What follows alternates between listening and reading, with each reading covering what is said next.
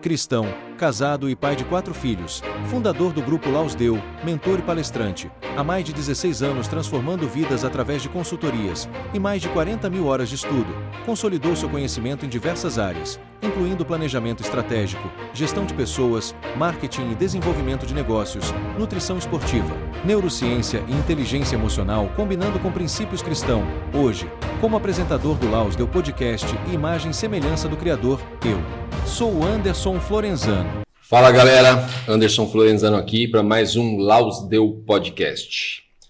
Hoje a gente tem a honra de receber aqui Riquelme Melk Araújo, missionário. Tema de hoje, do caminho de Sodoma à Terra Prometida. Tudo bem, meu querido? Joia, graças a Deus. Riquelme, conta pra gente um pouquinho da sua infância. Como a gente conversou agora em off ali, você veio de Natal, foi parar em Campinas, uma cidade grande, uma cidade bem bacana, na verdade. Eu costumo dizer que Campinas é até mais interessante do que São Paulo, capital. Também pelo acho. que eu conheço ali. Acho muito interessante. Conta pra gente um pouquinho da sua infância e como você veio parar ali em Campinas ali. Bom, assim, eu sou de Natal, Rio Grande do Norte, né? Sou o filho mais novo. Somos em 4, só que um antes de mim acabou já nascendo morto, aí, enfim, acabei vindo depois. E assim, família simples, ali aos 10 anos de idade eu já muito cedo comecei a consumir pornografia cedo. E aí foi nesse meio tempo de 10 a 11 anos que eu sofri uma tentativa de abuso.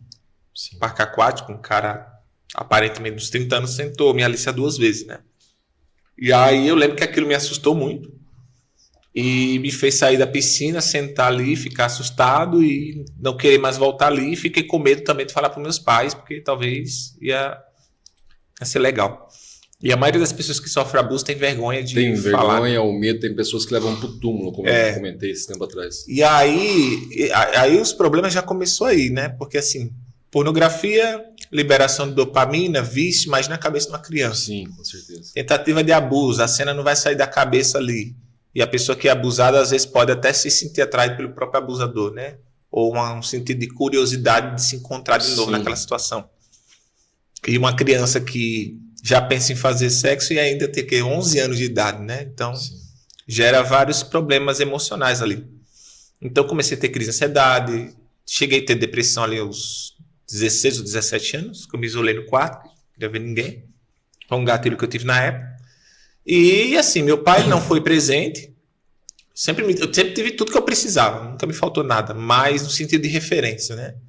E ao mesmo tempo eu sofri bullying na época da escola, sofri rejeição pela uma menina que eu cheguei a gostar na época do colégio, e todos esses gatilhos aí me gerou complexo de inferioridade.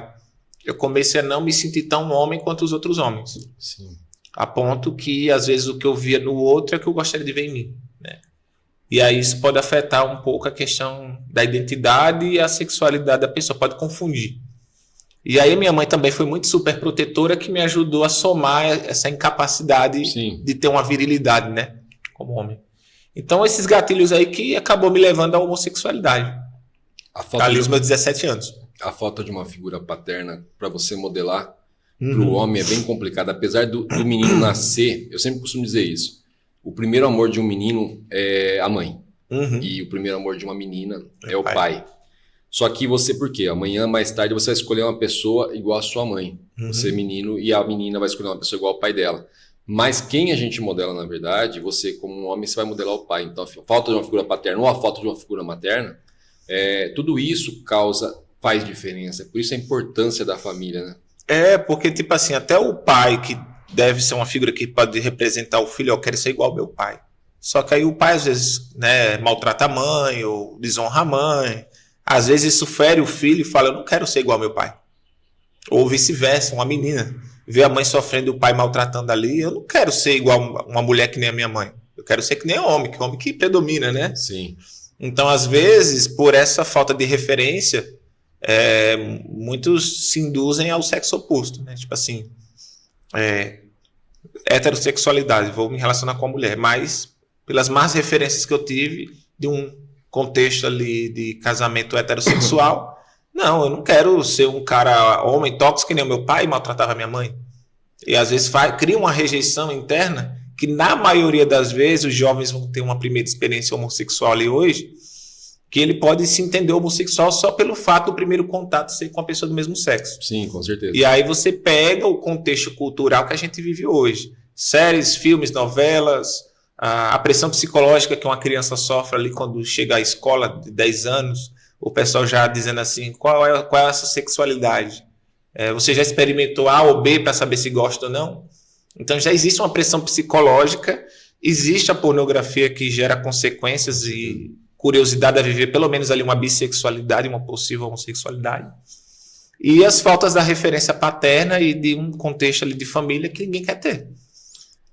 Uma pergunta pessoal. Te fez falta crescer sem um pai? Oi? Te fez muita falta crescer sem um pai? Eu até tenho meu pai. Né? Ele só não foi... Ele foi ausente. Foi ausente no sentido de referências, assim. Então, meu pai nunca me ensinou nada no sentido de me levar para algum lugar, dizer isso A ou B. A gente viajava às vezes, quando ele trabalhava de ônibus, viagem, né? Sim. Mas nunca me ensinou nada. Eu tive que me virar sozinho e pelos abusos, as rejeições e tudo que eu passei ali foi o que acabou meio que me desfigurando da minha identidade. Na verdade, ele era um pai que convivia com a sua mãe, mas ele era ausente. Ele viajava bastante. Viajava bastante. Né? Porque eu fiz essa pergunta, porque na verdade eu imaginei que ele tinha se separado da sua mãe e você cresceu sem essa referência de figura paterna. Não, eles estão juntos. Tá? Porque eu ia falar, meu pai cresceu, eu cresci do lado do meu pai e eu nunca quis ser igual ao meu pai e meu pai era muito ausente. Sim. Meu pai podia estar sentado do meu lado, como a gente está aqui assim, e ele era ausente. Sim. E eu nunca tive vontade de ser igual a ele, porque as referências que ele me passava assim eram péssimas. Se você me perguntar, eu acho que eu só fui no shopping uma vez com meu pai porque ele foi comprar para mim um celular na época. Mas a gente nunca saiu para ter um tempo ali de qualidade, entendeu? Sim. Então ele estava ali, mas nunca teve presente. E presente eu falo no sentido de você ter relacionamento. Conversar, você saber, fazer programinhas de pai e filho, né? Sim, com certeza isso. É a mesma questão. Meu pai, na verdade, era um cara viciado em pornografia. Ele casou com a minha mãe sendo viciado em pornografia. Tanto é que o meu primeiro acesso à pornografia foi de caixas, naquela época era revistas, né? Eu também. Caixas de revistas que ele deixava empilhado lá e ele ia trabalhar, eu ia lá e abria e ficava olhando as revistas dele. Foi daí que despertou a malícia em mim, que eu nem tinha. E, isso aí tudo leva pro mal, né, cara? A questão é, quando você vê, todo no caminho do mal. Porque gera um vício ali, e enquanto você não satisfaz o vício, você fica inquieto. Então, os conselhos que vinham do meu pai que eu escutava era que, eu tinha que... Desculpa da grosseria da palavra, tinha que comer todas o máximo possível para depois pensar em me amarrar. Entendeu? Então, assim, aquele dia eu já tinha consciência suficiente para ver o tamanho da ignorância do meu pai. Mas eu era muito novo. É cultural isso. É bem cultural, tem que levar o filho pra zona. Tem que ser pegador, né? Tem que ser pegador, levar o menino. Porque, na verdade, assim, isso aí é uma coisa assim, bem complexa e bem difícil, né? O maior medo de um pai que se julga muito macho, porque os pais confundem o que é ser macho, né? Macho é você honrar tua família, macho é você criar teus filhos, macho é você dar amor pros teus filhos além de pôr comida na mesa. E essa cultura ridícula de que tem que ser muito macho faz que o maior medo do pai é que o filho vire homossexual. Então ele quer que o filho fique afirmando... Porque fere o orgulho, né? Isso, ele quer que o filho fique afirmando todo dia que o filho tá pegando todo mundo na escola. O que é ridículo, na verdade, né? Isso é uma coisa, uma questão pouco bem... de machismo aí, né? Bastante machismo. Eu vejo o pessoal hoje chamar um outro de machista na internet, que eu falo, gente, vocês não sabem o que é machismo. Não, e o pior de tudo, quando o povo diz que a Bíblia é machista, né? A de Paulo ali. O povo não entende esse contexto ali. Como que a Bíblia é machista quando Paulo diz, homens, trate suas esposas assim como Cristo tratou a sua igreja. Sim. 1 Coríntios, ali, acho que o capítulo 7, fala que o corpo do homem não está acima da mulher e nem da mulher está acima do homem. Com certeza. Então a Bíblia fala o quê? De unidade, respeito ali, caminhar junto. Então, quando o Paulo ali, ou melhor, quando ele dizia ali sobre o contexto das mulheres ficarem caladas, é porque estava uma zona dentro da igreja, o povo falando em línguas, a hora do culto, na hora da pregação, o gente falando na hora da pregação. E, isso já aconteceu comigo. Estava ministrando num lugar, aí eu, na minha linha de raciocínio, chegou a mulher, me interrompeu, falou um monte de coisa lá na hora que eu estava pregando. Aí depois eu tentei voltar no meu raciocínio e não consegui, me perder. Então, assim...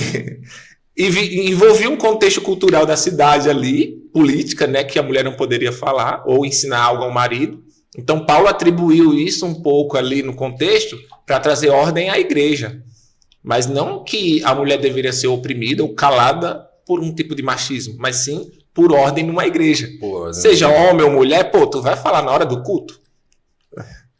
A gente estava debatendo isso. Paulo é assim, você tem que saber, você tem que ler muito Paulo para você entender ele. Entendeu? A gente levantou isso esses dias sobre a questão que eu até citei para o Fabrício, que Paulo fala. Se você puder, não case.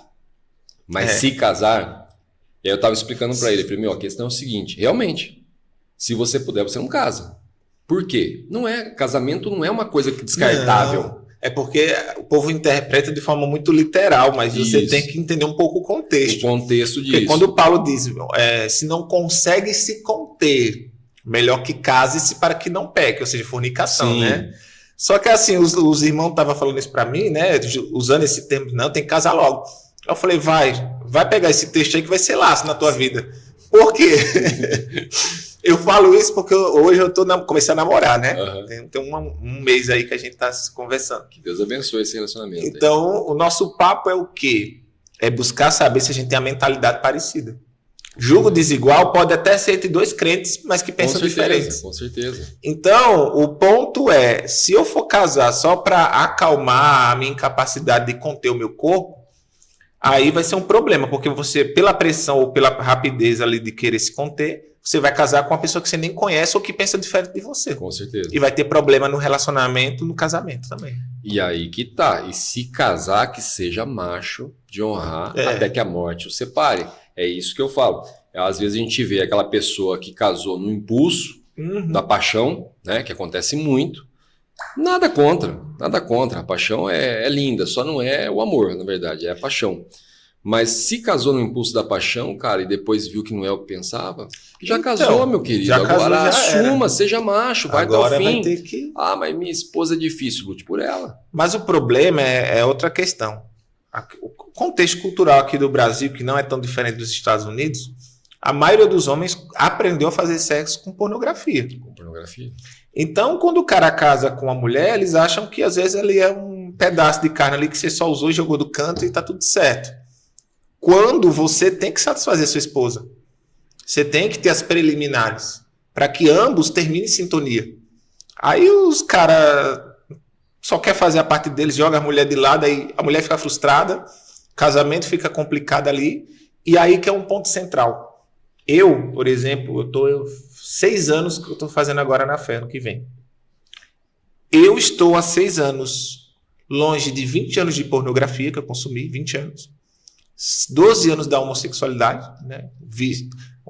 Eu tenho uma vida ativa sexualmente. Então vai fazer 6 anos que nunca mais me relacionei com ninguém e nem vi pornografia. Estou em santidade. E falo isso para a glória de Deus, né? Amém. Foi o que eu estava conversando com a amiga que a gente está orando, né?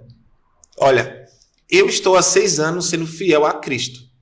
Certamente, se eu não trair ele, não trair, a mulher que eu casar não vai ter esse mesmo problema.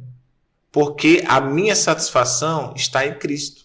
O casamento só vai complementar alguns prazeres e satisfações que vão atribuir uma certa felicidade a mais na minha vida. Mas o ponto da minha centralidade de felicidade é Cristo.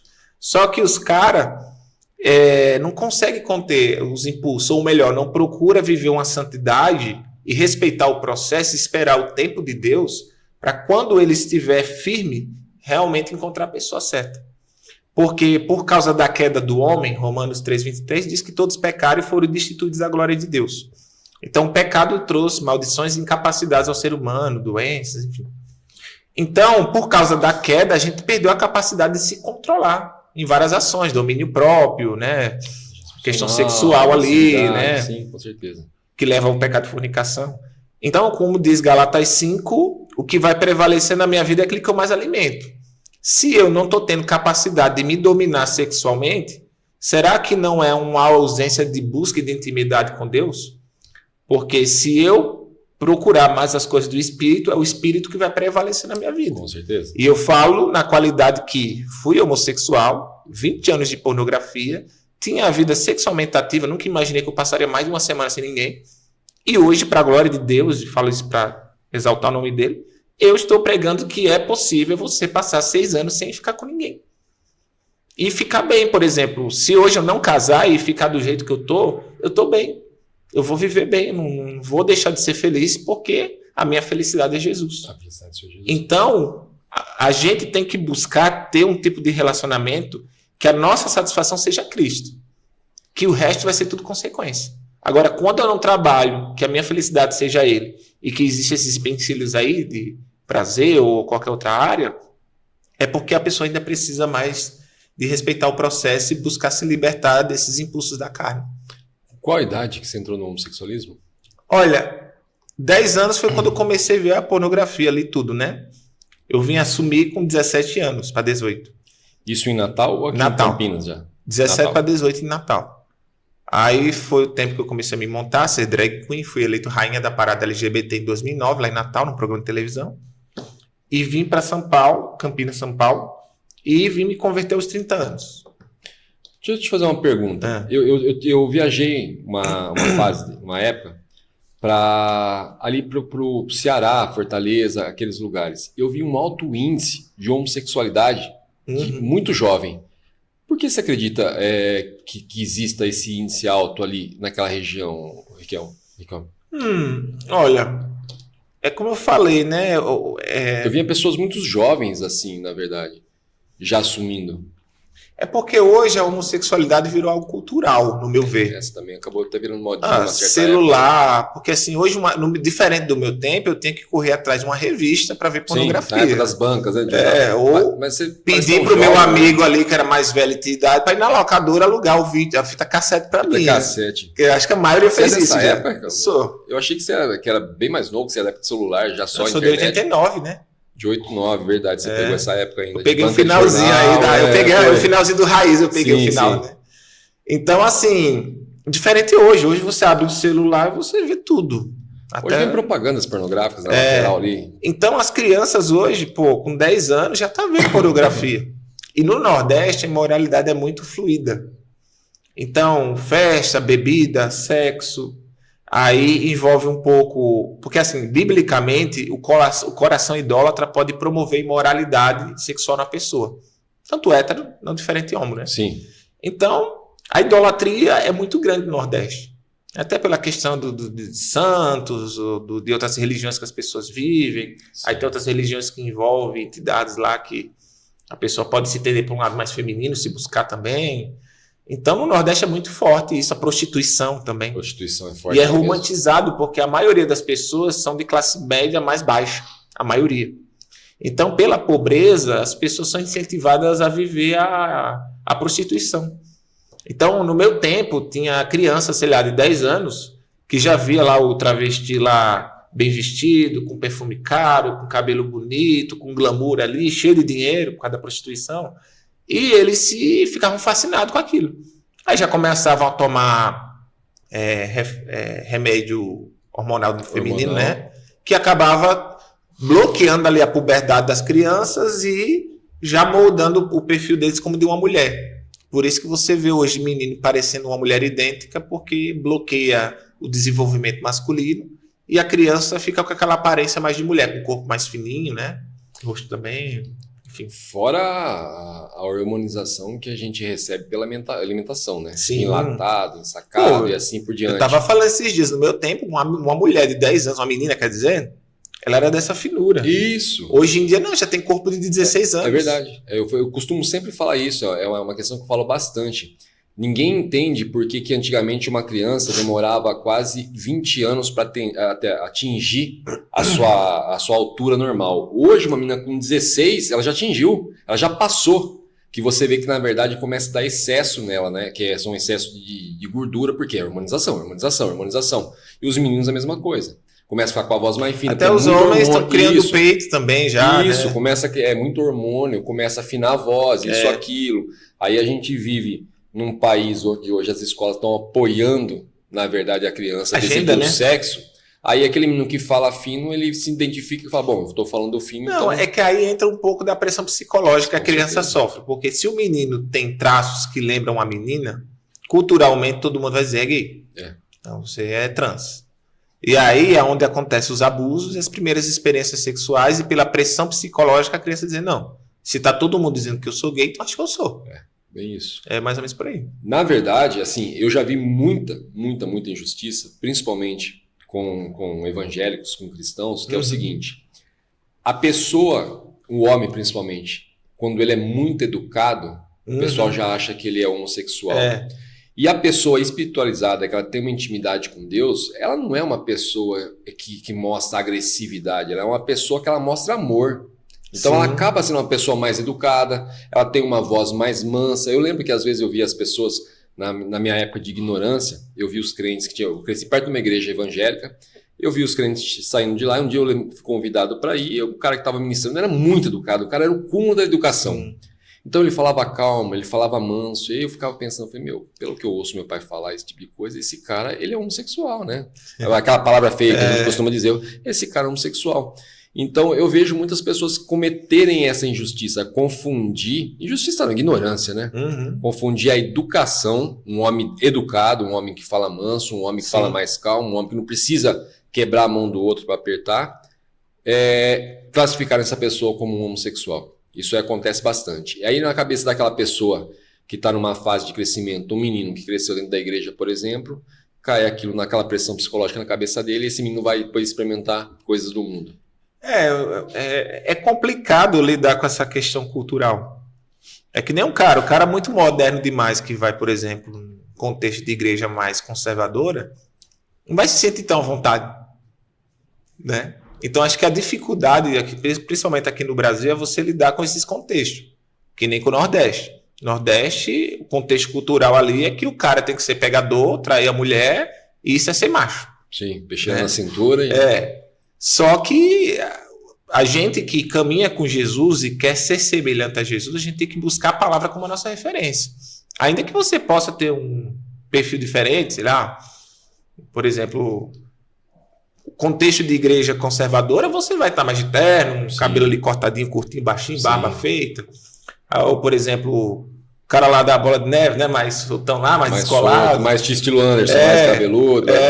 Mas isso não tem nada de errado. O ponto central é você buscar ser semelhante nas atitudes. Por isso que Jesus diz, em João 14, 21, que aqueles que dizem que me amam, seguem os meus mandamentos. Contexto cultural, você está na época de Jesus lá, com a barba grande lá, os cabelos também. Então, tipo assim... Eu ia falar justamente isso.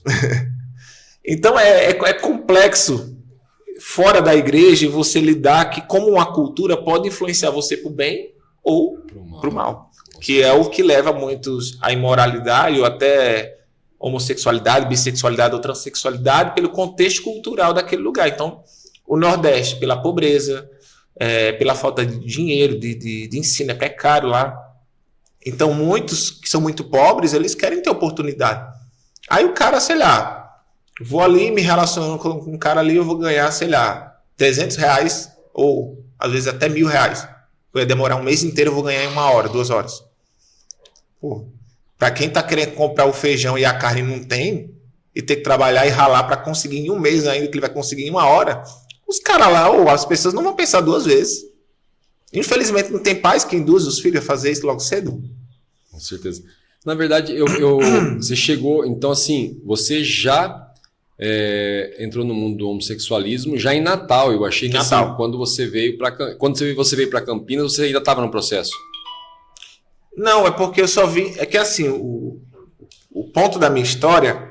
É o que eu falo, não foi pastor, não foi igreja, nem a palavra necessariamente, porque eu não conhecia a palavra. Sim. Em 2010, quando eu estava em Vinhedo, São Paulo, que foi a primeira cidade que eu vim, uma mulher olhou na rua e disse assim para mim, enquanto você não viver o chamado que Deus tem na sua vida, nada vai dar certo. Eu recebi essa palavra que eu era. Essas pessoas que do nada... umas irmãs do Cotter, né? Eu adoro.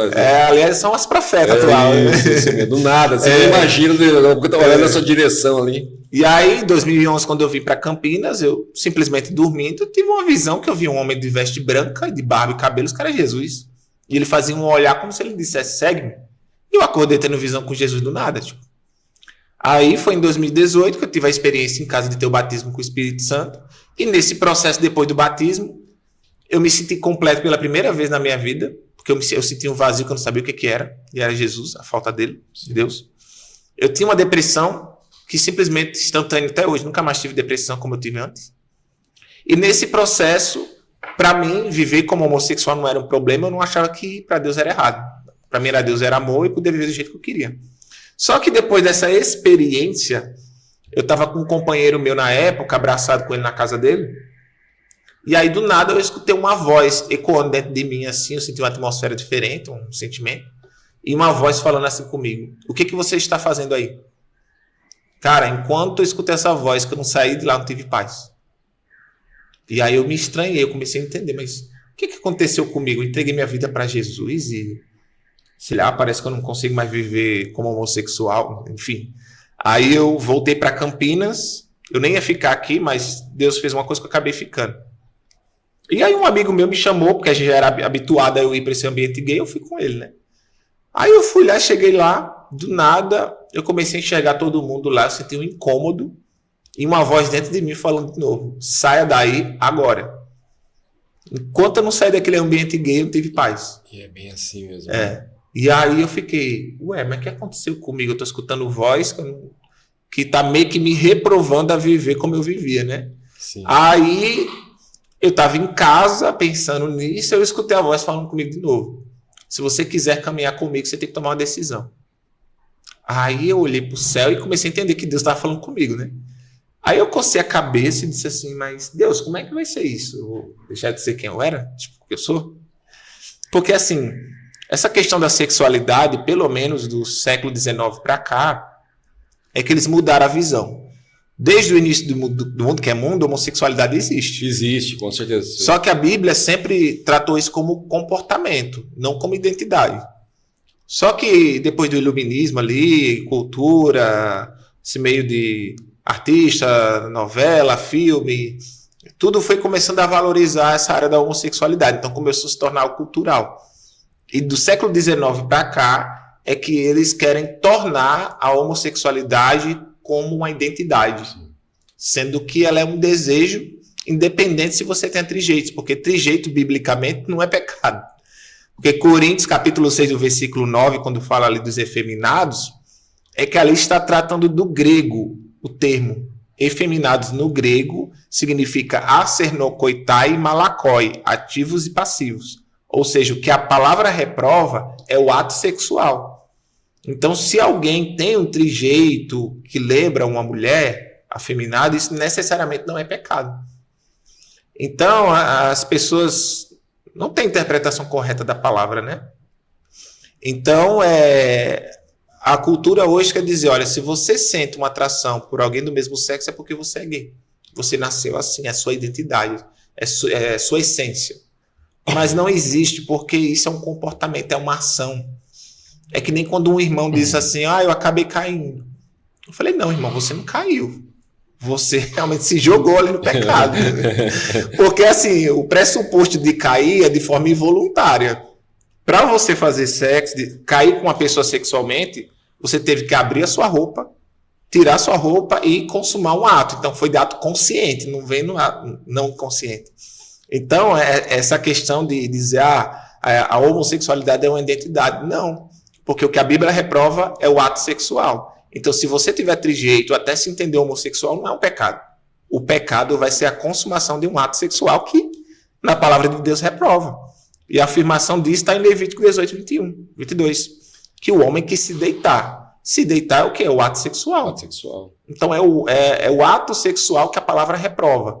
Não é o ato da pessoa ali transparecer que é homossexual que seja, né? O ato sexual é reprovado não só entre homens, mas também entre um casal. Sim, né? Fora do casamento ali. Isso, com certeza. Você comentou bastante que você ouvia Jesus falar com você. Sim. Quando você iniciou nesse mundo do homossexualismo, você se sentia incomodado? O Espírito Santo te incomodava de alguma forma? Tem pessoas... Eu acho muito interessante esse processo. Eu comento, eu lembro tudo que eu fazia errado, que o Espírito Santo me incomodava. Sim. Se eu pegasse uma coisa que não era minha, logo vinha aquela voz na minha cabeça: não, devolve, que não é seu. Eu falava, mesmo assim, eu queria levar e levava do meu jeito, pagava o preço depois, a gente sabe disso. Mas já era incomodado desde. Porque tem pessoas que vêm desde pequeno sentindo isso e depois Deus te revela um dia: sou eu que falava com você desde pequeno. Como eu estava falando para um amigo meu que é pastor, ele disse que ele sempre soube que era errado o que ele fazia. De certa forma, eu não, assim... eu acho que pelo fato, desde os 10 anos eu já estar meio que envolvido com isso começou a parecer normal para mim. Então eu nunca me senti condenado por viver como homossexual. Sim. Mas o fato de eu não sentir esse incômodo de forma consciente, o que eu entendia? O mundo LGBT, o cara que é homossexual, você vai ter que se matar na academia, ficar com um corpo bonito. Isso não só no mundo gay, mas no mundo hétero também, mas no mundo gay é bem mais forte. Uhum. Aí você tem que buscar ter uma beleza padrão e aplicativos de relacionamento ali que você vai ter que vender o seu peixe, sexualmente falando. Então, nudes, aquelas coisas todas. Então, o mundo gay se baseia naquilo. Então, assim, a minha vida era estar numa balada, bebendo, ficando com alguém, e era o meu ritmo ali. Curtição, noitada com os amigos.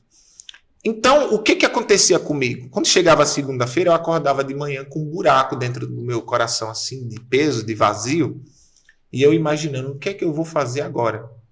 E a repetir sempre a mesma conduta, né? Então, houve momentos que eu tinha algumas aventuras ou relacionamentos que quando eu tinha acabado de me relacionar, eu começava a sentir um vazio dentro do meu coração, assim, e eu sentia como se algo ou alguém quisesse sinalizar para mim, dizendo assim, olha, isso aí tá errado. E era o Espírito Santo, né? E foi nesses processos aí. Então, assim, eu nunca me senti acusado, mas as consequências de muita coisa que eu passei, muita gente pincela, sai do armário e seja feliz, não é bem assim.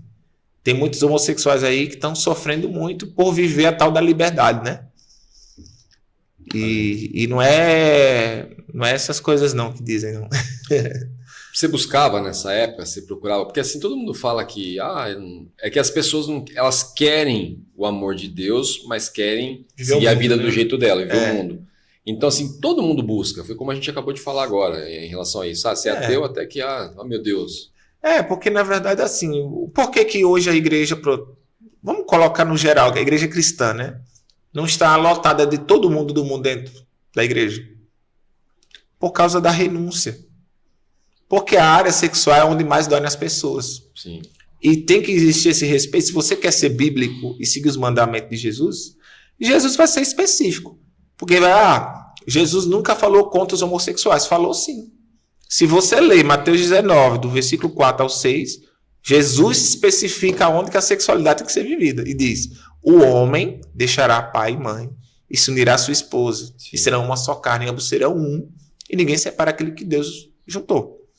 Então, Jesus está sendo específico aonde que a sexualidade tem que ser vivida nesse texto de Mateus 19. Quando ele é específico, dizendo que um homem e uma mulher deixará pai e mãe, e sendo específico nessa unidade, é que qualquer outro perfil de companheirismo, de relacionamento ou possível casamento fora desse contexto, Jesus já está excluindo geral ali.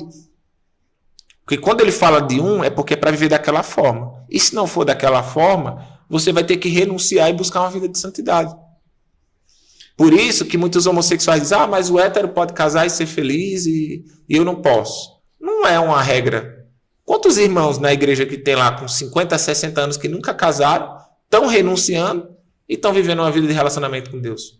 Casamento é uma instituição e um propósito de Deus.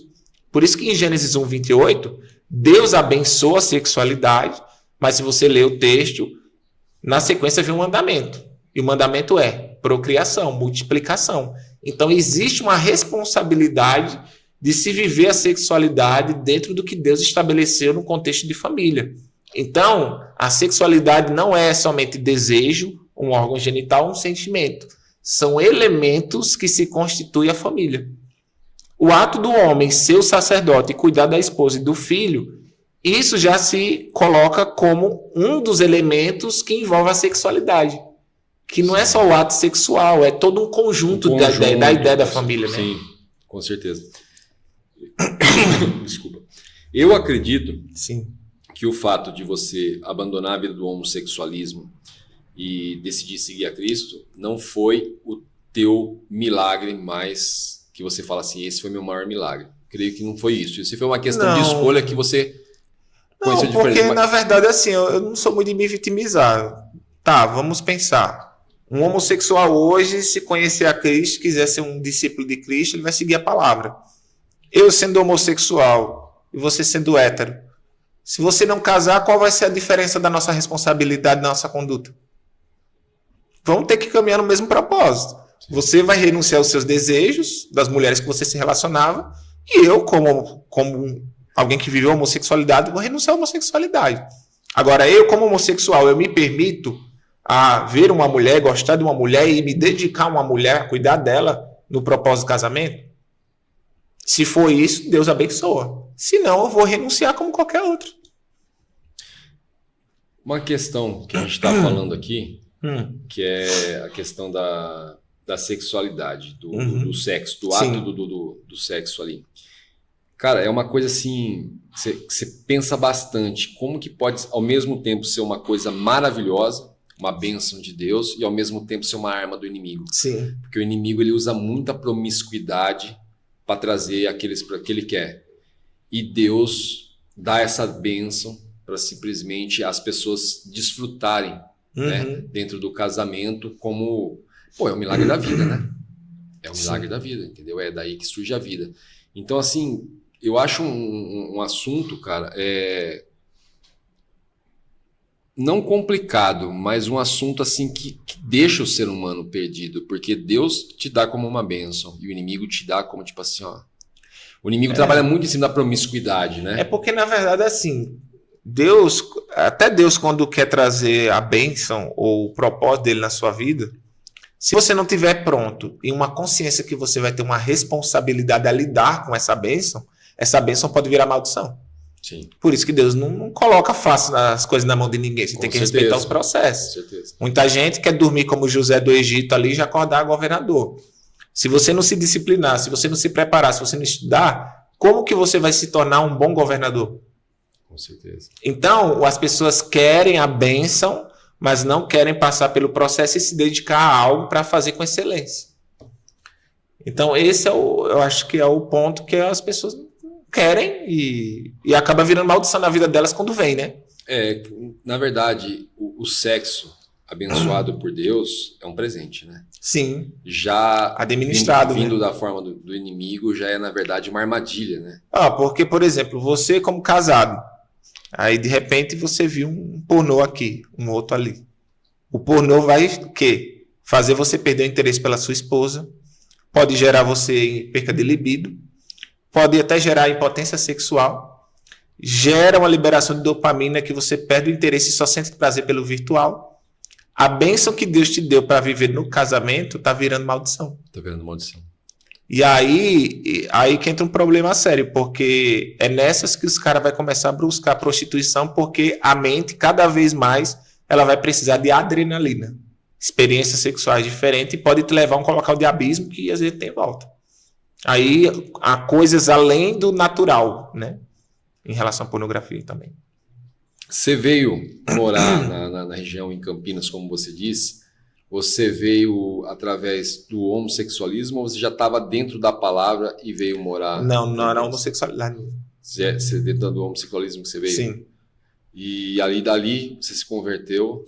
Não, porque assim, eu cheguei em 2010 em Vinhedo. Sim. Aí eu recebi a palavra que eu tenho chamado. Quando eu vim para Campinas em 2011 para 2012, foi quando eu tive a visão de Jesus, né? Eu estava ali em cima do muro, tipo, Deus já confirmando o chamado, né? Se revelando ali. E aí eu segui minha vida de homossexual normal. Nem pisei em igreja nenhuma nesse tempo.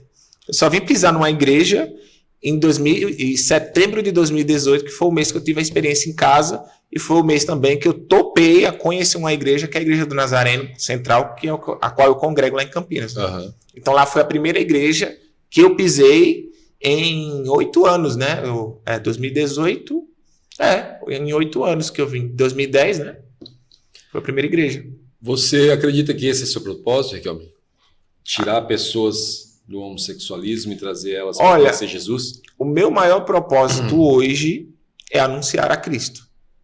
Porque esse foi o Deus que se revelou na minha vida. Né? E todos somos chamados a pregar o evangelho, fazer o ID do Senhor. Então, eu tenho um chamado a dar testemunho de Cristo, anunciar a palavra de Deus, e pelo contexto ao qual eu vivi, é onde Deus quer muito me usar. Por isso que Romanos 5,20 diz que onde abundou o pecado, superabundou a graça. A quem muito perdoado é muito amado, né? Por isso que eu fiz a pergunta aí. Então, assim, muito da forma que você agia no mundo, Deus vai te usar no reino de Deus. Um dia, eu era do mundo que fazia show em boates, interpretava nos palcos ali cantoras, né, famosas, enfim. E era uma pessoa meio que dá visibilidade ali, digamos, do movimento, né? E me convertendo ao evangelho, eu fui até um pouco resistente a querer pregar, porque eu não queria, não. Verdade. Só que no processo Deus foi... Eu brinco, eu falo que é a livre e espontânea pressão de Deus. Quando às vezes a gente quer... Deus fala uma coisa, às vezes a gente não quer, né? Uhum. Aí Deus vai do jeito dele fazendo... Não, assim, isso que eu ia perguntar, pelo amor ou pela dor, né? E é fato, quando Deus quer algo de você e você não quer, e você começa a ir para um caminho da esquerda quando ele fala para a direita, cara, você vai começar a ficar inquieto. As coisas vão começar a dar errado. As portas vão se fechar na sua vida. Enquanto você não se voltar para onde Deus falou para você ir, as coisas não vão dar certo. Comentei esses dias com a Cris Poli, que estava aqui com a gente, e eu estava comentando com ela sobre esse processo, que Deus insistia para eu vir, para eu estar onde eu estou hoje. E eu dava um jeito de ir desviando. Sim. E eu tenho um outro empreendimento, a qual ia muito bem. Que é dali que eu tirava todo o meu recurso, que me dava uma vida bacana, isso, aquilo, e Deus sempre insistindo, né? Aquele projeto que você tem na gaveta, aquele projeto que você tem na gaveta, aquele projeto que você tem na gaveta. E eu fui driblando de um jeito, fui dando de Jonas, driblando o tempo todo, até que ele começou a fechar portas. Fechar portas a ponto, tipo assim, deixar só aquela porta para eu enxergar. Enxergou agora? Pronto. Eu falei, aí sim. A partir do momento que eu fui na direção que ele me mandou, tudo se abriu novamente. Sim. Entendeu? Então Deus como a gente diz, é pela dor. Mas o processo não é fácil. As pessoas pensam que viver chamado é tudo assim, na mãozinha, né? Eu falo assim por mim, eu entendi que eu poderia ainda estar na minha profissão, que eu sempre trabalhei na área da beleza, né? E trabalhei com grandes salões, Estúdio W, Celso Cambura, atendi gente famosa, revista, toda aquela parte, né? E depois que eu me converti, eu entendi que era a minha profissão. Eu montei um espaço para mim, né? Porque depois que eu me converti, teve muita perseguição dentro do salão, pelo fato de eu me posicionar, que tinha renunciado à homossexualidade. Aí, em menos de 6 meses, Deus fechou. E ainda usou uma pessoa que entrou em contato comigo, que eu nem falei nada para ninguém, essa pessoa veio, Deus me abençoou, e me ressarciu o que eu tinha investido no salão. E ainda falou assim, escreve um livro. E Deus usou outra pessoa, o pastor olhou para mim e falou assim, eu acho que você tem que escrever um livro. Sem eu falar nada. E eu estou escrevendo um livro agora. Escrevendo um livro agora? É isso que eu ia falar. E aí o pessoal acha que fazer a obra assim, vai ter um carro pronto, assim, tudo bonitinho. Imagina. Não, só amigo. se for obra de Satanás. Vai ter uma limusine te Deus esperando não coloca para você ir pregar naquela... Deus não coloca nada fácil na sua mão. Para o quê? Testar o seu caráter. Com certeza. Eu sempre costumo dizer isso aí, o caminho com Jesus é muito mais estreito. E é o que o cristão sempre se assusta, né? Quando se converte. Porque até eu comentei esses dias, falei, quando eu me converti, minha vida virou de ponta cabeça. Sim. Virou tudo de ponta cabeça, que eu falei, caramba, mas pera lá. É que aí entra um ponto. Lembra que eu falei de Mateus 7,21, né? Senhor, Senhor, nos procedemos em teu nome, né? E Jesus vai dirá, apartai-vos de mim, vós que praticais iniquidade. É um texto que fala assim, que muita gente que em nome de Deus não vai ser salva. Porque o ponto central é relacionamento. Sim. Então, o confronto do evangelho, não adianta eu querer ser usado se eu não estou sendo aprovado por Deus. E eu falo isso, o que eu vou dizer aqui agora é para glorificar o nome dele, né? E fazer a gente refletir que a gente tem que pensar nas nossas atitudes como cristão. Tem uma influenciadora muito conhecida nas redes sociais, tem mais de 2 milhões de seguidores aí, eu sigo ela tem algum tempo, e eu nunca sou muito de comentar nada de ninguém, mas de repente ela criticou outro pastor porque postou uma foto lá do Trump, que venceu lá, e aparentemente ela, entrando um pouco assim de política, ela é um pouco de centro-esquerda, embora que ela seja cristã. Então ela começou a criticar o pastor lá e tal, e o discurso ficou meio estranho. Eu falei, olha, eu comentei, né? Olha, eu entendo suas divergências, mas se você analisar lá o perfil do pastor, nunca teve uma foto de política. E ele só postou porque ele admira ou gosta, por algum motivo, do presidente dos Estados Unidos atual, agora que foi eleito. Então, qual o problema de alguém que é cristão até ter o seu posicionamento político de uma forma respeitosa? Do mesmo direito que ela tem ou qualquer outro de expor a sua opinião, né? Enfim, ela me excluiu. Aí eu falei, nossa, primeira vez que eu comento, a irmã lá vai e me exclui, né? Mas beleza. Aí eu fiquei meio assim, só que eu baixei o vídeo dela e ela excluiu logo depois. Eu acho que não pegou bem o que ela falou, o pessoal começou a criticar, né? Aí foi lá e excluiu. Aí eu fiquei na minha mente, será que eu devo fazer um vídeo reagindo e expor essa situação e falar o que eu penso? Aí eu pensei. Aí depois eu lembrei da palavra assim, né? Se você tem algo contra o seu irmão, chame de canto e resolva. Eu achei que ela não iria me responder. Eu fui lá no Instagram dela, né? Tem mais de 2 milhões de pessoas. Expliquei, olha, não achei bacana se você um certo tempo, você me excluiu. Acho que a quem critica tem que saber que vai receber críticas também, ou discordância, né? Comentei lá. Ela me respondeu. Percebi humildade, que eu acho que ela se equivocou, estava num momento de tensão. Me respondeu, pediu perdão, expôs o lado dela, que ela gostava de algumas situações que ela via, enfim. E no fim a gente se entendeu, ela me pediu perdão.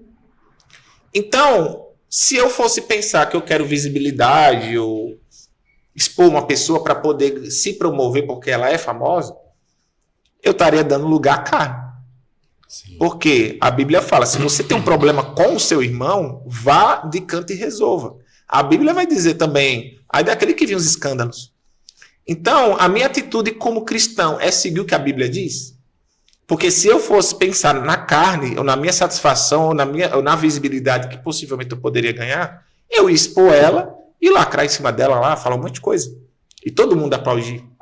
Mas a minha atitude como cristão é de fazer o que a minha carne quer ou o que a palavra diz. Então, esse é um ponto da fé que muita gente não reflete. Muita gente transmite que é cristão, quer ser usado por Deus, mas no pessoal não está glorificando o nome de Deus. Porque não adianta, gente, Deus é onisciente.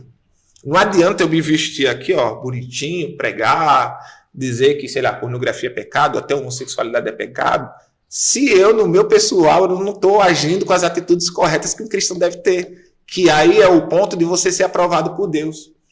É melhor você fazer pouco para Deus e fazer mais no pessoal do que querer fazer muito para Deus na forma pública e fazer pouco no pessoal. Que é o que Jesus diz assim, apartai-vos de mim, vós que praticais iniquidade. Então, o que adianta? Homossexualidade é pecado, mas estou consumindo pornografia, estou falando mal dos irmãos, estou fofocando com os irmãos e não estou tendo a atitude de Cristo. Tem muito disso hoje, né? Até pastor de igreja, né? Então, que pega lá na frente a questão sobre casamento e depois você descobre que ele está saindo com a irmã já faz tempo. Essas não coisas, vive o que prega. Não vive o que prega.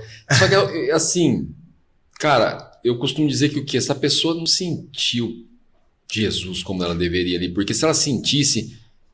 incomoda demais, cara. Eu sei o quanto que incomoda você estar fazendo uma coisa errada, você já conhecendo a palavra. Eu acho que isso aí entra até uma coisa que as igrejas não pregam mais tanto, sobre nascer de novo. Com certeza. Porque quem nasceu de novo, ele não peca em paz. Então pensa, será que essa pessoa que está realmente dizendo que é pastor, está cometendo adultério e está pecando em paz?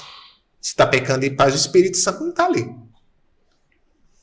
Então... tem essa implicação sobre o nascer de novo e ser uma nova criatura em Cristo. Tem muita gente dentro da igreja que aceitou Jesus, batizou nas águas e por algum motivo não consegue romper com o pecado.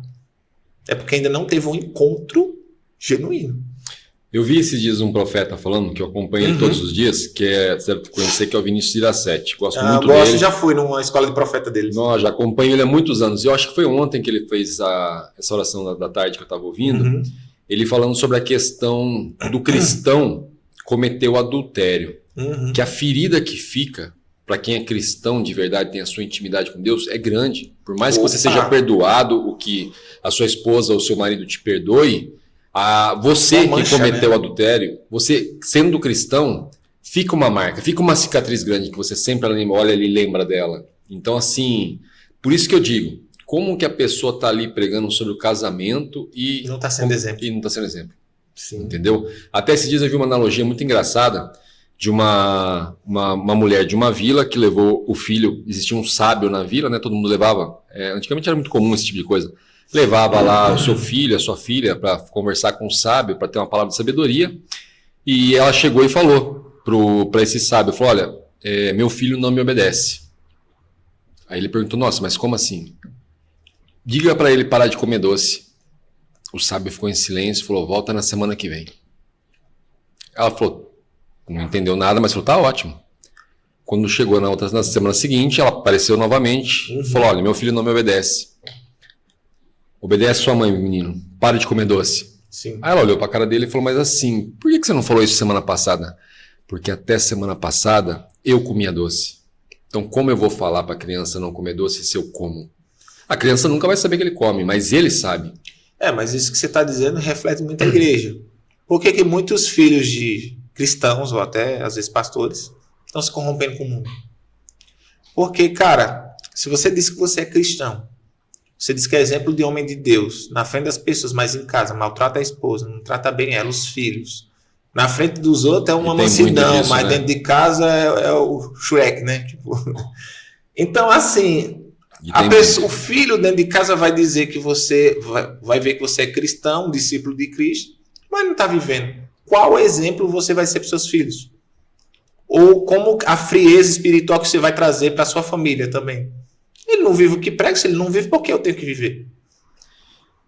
Isso é uma hipocrisia gigantesca, né? É aquela questão assim, a pessoa condena muito sobre a questão de... Não é um assunto que eu devo entrar sobre a questão de prosperidade, igrejas que pregam a prosperidade. Então eu falo, tem que pregar, gente. Sem recurso a gente não faz nada, sem recurso não ajuda ninguém. Eu não sou contra você pregar que Deus abençoa, mas o problema é que quando você ensina a burlar os processos, que aí que se torna um problema. Porque José passou os 13 anos ali, eu vou ensinar José a pular umas escadas aí, só que quando você pula as escadas dá ruim. Dá ruim. É isso que eu falar. Eu tive um amigo, que eu tive bastante amizade com ele, tenho até hoje amizade com ele, na verdade, era um bispo, né? E por eu ser mentor, um dia ele veio e ele decidiu que ele ia ser mentor também. Sim. E ele ia começar a pregar sobre prosperidade na igreja. Ele ia usar a igreja para pregar sobre prosperidade. Perguntou o que eu achava. Eu olhei e falei, bom, a primeira coisa, você tem que dominar o que você vai falar, certo? Segunda coisa que vão te cobrar, frutos. Como que você vai pregar, não se ofenda, mas como você vai pregar sobre prosperidade para os irmãos e tentarem convencer eles na fé e na hora de ir embora você montar num chevette para ir embora? Você acha que vai dar certo isso? Essa receita vai dar certo? Aí ele pensou, falei, não tem como. Então como eu faço? Falei, primeiro você faz a mudança na tua vida. Faz a mudança na tua vida, com os frutos aí sim você vai lá fazer isso. É que tem um negócio meio complicado também na caminhada cristã, que é assim, muitas pessoas se convertem achando que Deus é um gênio da lâmpada e do dia para a noite vai mudar as coisas. Cara, se você está num deserto e você não está conseguindo sair nele, é porque possivelmente você está sendo reprovado em alguma coisa. Com certeza. Então, às vezes, se eu estou passando por uma situação difícil, é porque Deus está querendo me ensinar algo nisso. E eu não estou conseguindo entender. Se José não tivesse sido vendido, tivesse sido preso, ele nunca seria governador. E não teria salvado a família inteira. Deus permite a luta para promover a bênção. Agora, se eu não quero viver a luta, eu não vou viver a bênção. Com certeza. O povo do Egito ali ficou 40 anos rodando ali pela desobediência. E isso que você está falando é muito interessante, porque na verdade é impossível você viver a bênção se você não passar pela prova. A própria palavra fala, como que pode haver glória se não passar pela luta, né? Tipo... Cara, então assim, as pessoas não querem, né? De jeito nenhum. E quanto mais você murmura, mais piora a situação. E esse é o problema dessa geração em relação até à depressão. É justamente isso que eu ia falar. Ansiedade de um futuro, algo mal resolvido do trabalho, e você quer tudo na mão. E quando tem tudo na mão, não gera satisfação. Que aí entra o vazio. Hoje você tá vendo, hoje eu tô vendo muitos milionários que viviam no mundão se convertendo. Sim. Até eu vi, acho que recentemente, se eu tiver errado, depois alguém me corrija, parece que o Alok estava falando sobre isso esses dias. Eu vi. Que o Alok ficou muito famoso, isso, aquilo, mas ele não era um cara promíscuo, ele era um cara que tocava em festas, isso, aquilo, e ele comentou que ele sentia sempre um vazio. Que ele viu que o dinheiro não era tudo, a fama não era tudo, isso, aquilo, e hoje ele realiza trabalhos filantrópicos, né?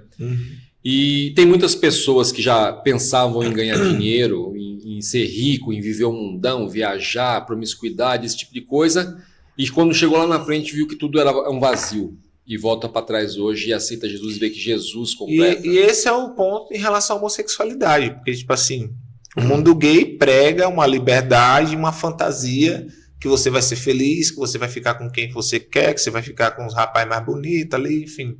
Só que quando você chega lá, como eu falei, se você não tem beleza, se você não tem corpo, se você não tem dinheiro, se você não está num ciclo social ali da panelinha, digamos assim, cara, se você não tiver esses atributos, você vai ser apenas mais um que vai ficar ali esperando mendigar um pão de alguém que vai ficar com você por um certo tempo, vai jogar você de canto quando aparecer outro melhor. De forma clara. Então, a maioria dos meus amigos hoje na homossexualidade tem mais de 50 anos. Estão velhos, sozinhos, passando por depressão, tendo que pagar para se relacionar sexualmente com os rapazes mais novos. E muitos deles, às vezes, não têm nem condição financeira. E aí, como é que faz o homossexual na velhice? Até quando, antes de eu me converter, eu fiz shows em boates, saunas gay, pool bar, essas coisas assim, né? E eu vi amigos meus que se prostituíam, saía com os caras lá mais velhos. Um dia ele passou por mim todo risonho, mostrando o dinheiro que tinha conseguido lá. E beleza, eu ri. Eu nunca me movi à prostituição, sempre trabalhei, né? Uhum. Na área da beleza, enfim. Mas eu tinha muitos colegas que a gente convivia na balada que viviam de prostituição. Aí eu passei pelo outro cara ali, que ele tinha saído com a cabeça baixa, triste, velho já, dizendo assim, tá se achando. Porque é novinho, tem um corpo bonito, paguei, mal fez direito aqui comigo e ainda me humilhou ainda. Mas deixa ele, porque se hoje ele tá me humilhando, amanhã que ele vai ser humilhado quando ele tiver velho que nem eu. Aí eu vi a mal do velho jogando maldição no meu amigo lá, né? Aí eu olhei assim, foi que um choque pra mim. E isso não tinha nada de religião, devia ter uns 27 anos. Eu passei pelos processos aí das experiências, mas eu não tinha consciência ainda. Aí eu olhei aquilo, aí eu pensei, eu falei, velho, será que eu tô o quê? Com 27 anos, será? Eu com 27 anos já é meio difícil relacionamento no meio gay. Imagina quando eu tiver velho, eu vou ficar que nem esse senhor aí? Aí aquilo ficou na minha cabeça, né? E a realidade, a maioria não pensa. O inimigo gera um êxtase ali de você estar na balada, de estar curtindo, de estar bebendo, de estar de tudo. Liberação de dopamina toda hora.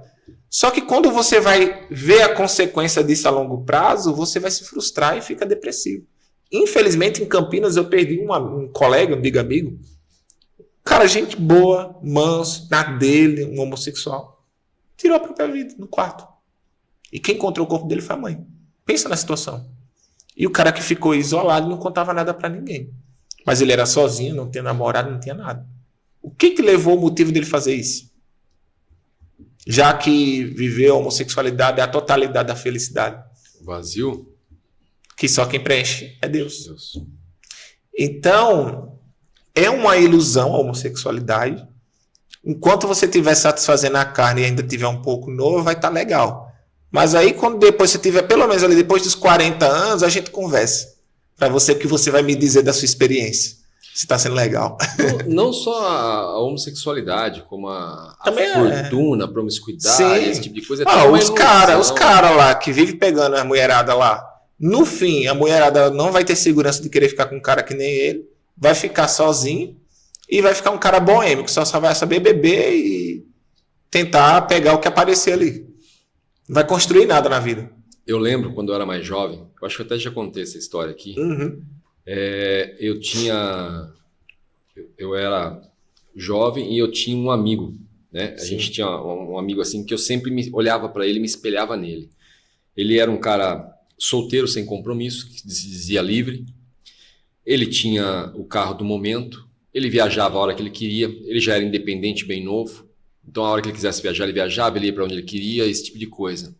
E eu ficava olhando para ele assim, cara, quando eu novo, e um dia eu lembro que a gente ia pra praia. Ele falou, vamos comigo você, né? No meu carro. Eu falei, não, beleza, vamos junto. E eu fui com ele. E eu fui daqui lá olhando ele falando e contando as histórias dele, eu ouvindo isso, aquilo. E aí eu ficava só pensando na minha cabeça. Eu falei, eu quero ser igual esse cara.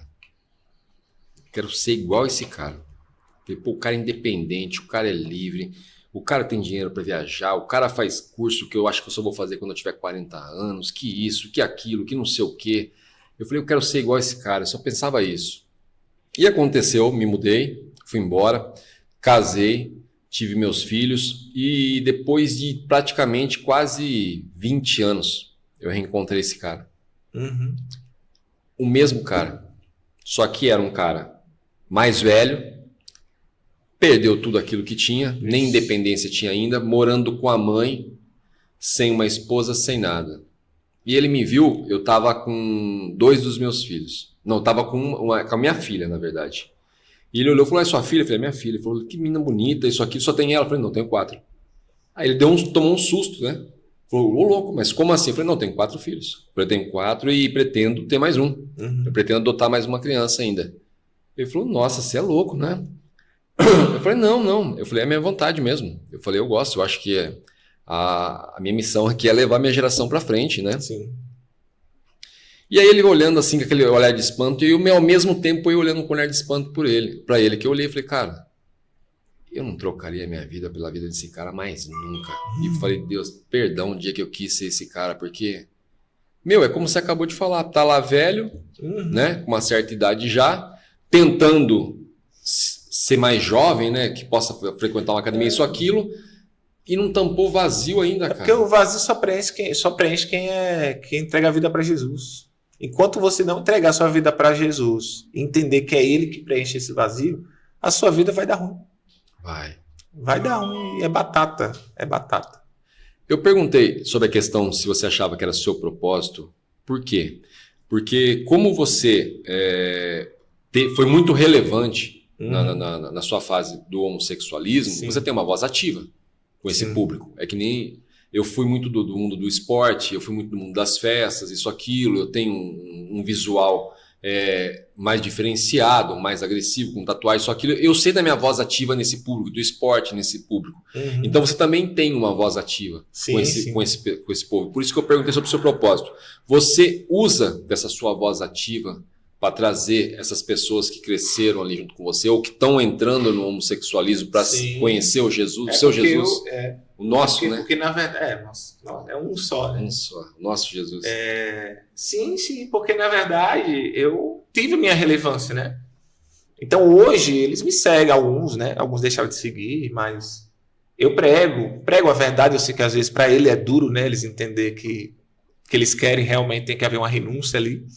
Mas eu prego graça também. Mas a renúncia vem, você sabe que vem. Chega uma hora que ela vem, né? Não, porque eu falo, se você quer romper com Jesus, você tem que tomar o primeiro passo. Muitos reclamam lá e tal. Eu falei, irmão, eu posso mostrar o caminho, mas quem dá o primeiro passo é você. Eu não posso fazer por você. Então, o processo, eu garanto para você, não vai ser fácil. Porém, Jesus vai estar com você e você vai viver as maiores experiências com ele. Só que tem que ter o quê? O primeiro passo, que é o que muita gente não tem coragem. Então, assim... Em Corinto, ali, como eu falei em 1 Coríntios, capítulo 6, versículo 9, houve pessoas que foram homossexuais e deixaram de ser homossexuais na Bíblia.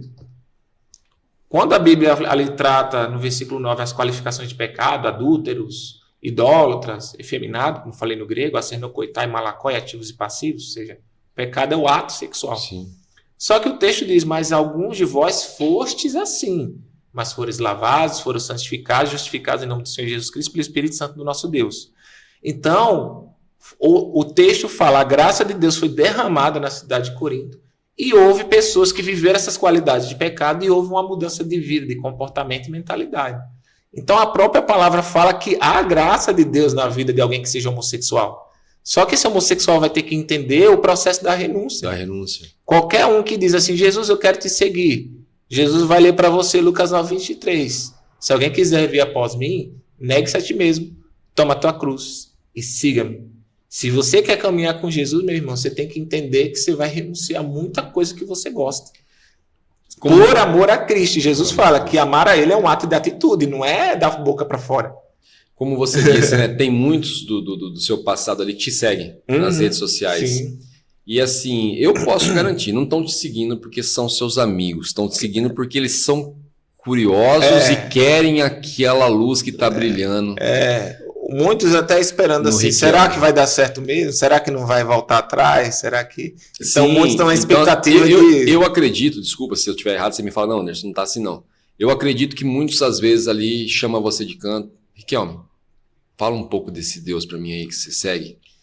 Olha, um amigo meu que trabalhou comigo, hoje ele está convertido. Está convertido? Isso é maravilhoso. 2 anos depois que eu me converti, ele mandou mensagem para mim. Ele falou, amigo, dá para se converter mesmo? Assim, dá para mudar mesmo? Eu falei, oxe, eu mudei, tô aqui. Aí ele falou, pois é, tô entregando também minha vida para Jesus no final do mês, batizar, né? E aí ele disse que quando ele me via, os outros meninos lá meio que me zoando, dizendo assim, ele tá louco, né? Tipo... Tá, o que vão fazer. Só que aí acho que Deus começou a tocar o coração dele e disse assim, mas Deus, pô, ele falou, né? Deus, por que você mudou o Riquelme e não me mudou? Então o testemunho, a palavra, né? Realmente trazer um posicionamento de fé público, você mexe com o coração das pessoas.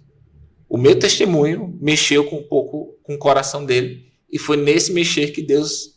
Porque Jesus, ele é educado, você tem que abrir o coração para ele. Quem tem um coração de pedra, como diz Ezequiel, só Deus pode tirar aquele coração de pedra e te dar um novo coração de carne, um novo espírito, como diz o texto.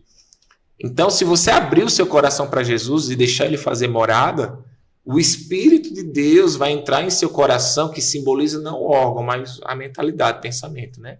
Que a gente fala coração, o pessoal pensa que é o órgão. Então, eu sempre falo isso, é a visão distorcida do amor, a visão distorcida do coração. É um pensamento alegórico, né? Sim. Assim, enfim. Então, se você permitir que Cristo entre na sua vida e você abrindo a sua mentalidade para ele, dizer assim, Senhor, se você existe, entra na minha vida e me convença. Se você abrir a sua mentalidade para ele, certamente ele vai operar.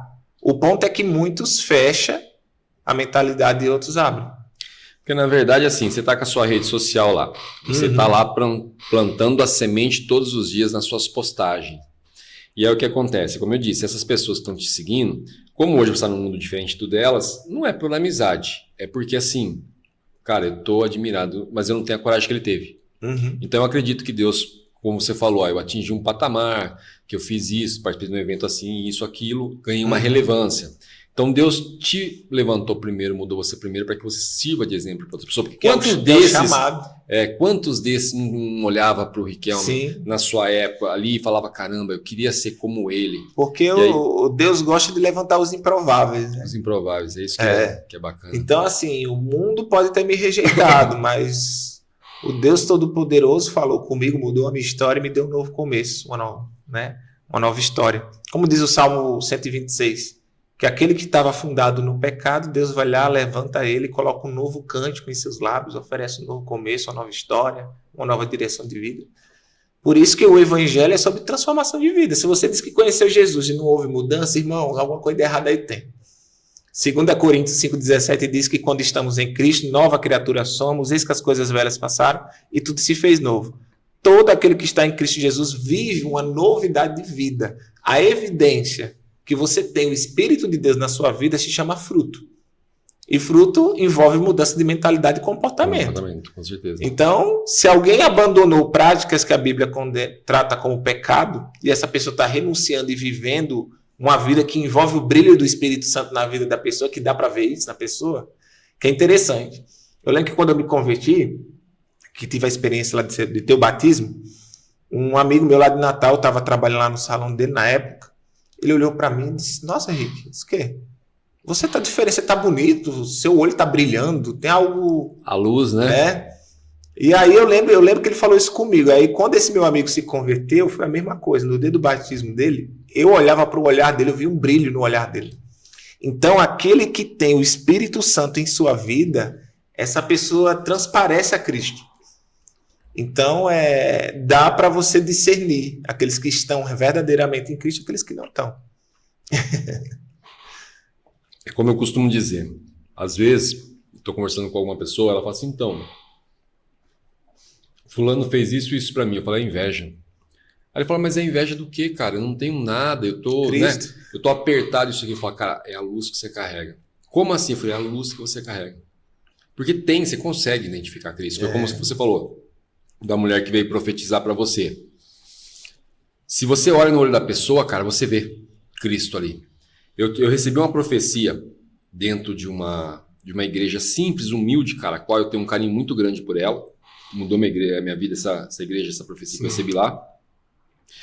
E no dia que o apóstolo falou, mas, cara, ele falava tão firme comigo, de uma maneira que eu estava acompanhando vários cultos ali, nunca vi ele falar com ninguém. E diretamente comigo. E ali eu vi a presença. Amém. Ali eu vi a presença e comecei a chorar. Chorar, sem parar, chorar sem parar. Mas é assim mesmo. Dali a pouco esse cara me desce do altar e vem e me abraça. Cara, eu me senti abraçado por Deus ali. Ali, pra mim, você reconhece. E eu falo... É que quando você sente a presença do rei na sua vida, cara, ele lhe quebra todinho por dentro. Não tem como explicar, né? E ao mesmo tempo você sente uma felicidade que você nunca sentiu. Quebrantamento, né? Então não dá para definir, mas o mais próximo dessa definição seria: você se sente todo quebrado, mas ao mesmo tempo você se sente amado. E sentindo uma presença que o amor ele te envolve, a presença de Deus. Isso assim, não dá para explicar. A gente pode chegar a fazer a pessoa entender, falar para ela, vem, é ótimo, é maravilhoso, vem. Mas assim, a tua experiência é uma, a minha experiência vai ser outra. Sim. E quando você sentir, porque falar de Deus, como todo mundo fala, eu falo aqui, eu falo ali, é fácil. Eu comentei isso com um pastor amigo meu uma vez. Falei, falar de Deus é muito fácil. Agora, sentir ele, quando você sente, cara, e você fala diferente. E eu falo assim, não é sempre. Que todo mundo às vezes esfria espiritualmente, porque tipo assim, você sente o transbordar da presença, e na maioria das vezes você não vai sentir da mesma forma. São picos, são momentos que realmente a presença de Deus se faz presente ali no culto. Que dependendo da igreja, teve um dia que o meu pastor pregou o Espírito Santo lá, para a passagem de Pentecostes, né? Acho que Atos 2, né? Menino, ele pregou ali e não sei o que aconteceu na igreja. Desceu um fogo na igreja. Eu falei línguas como eu nunca falei na minha vida até hoje. Não sei como foi. E a igreja em peso, todo mundo glorificando a Deus, falando em línguas. Aí teve uma hora que o Espírito Santo disse assim, coloca a mão para lá e expulsa os demônios lá. E eu orando, intercedendo.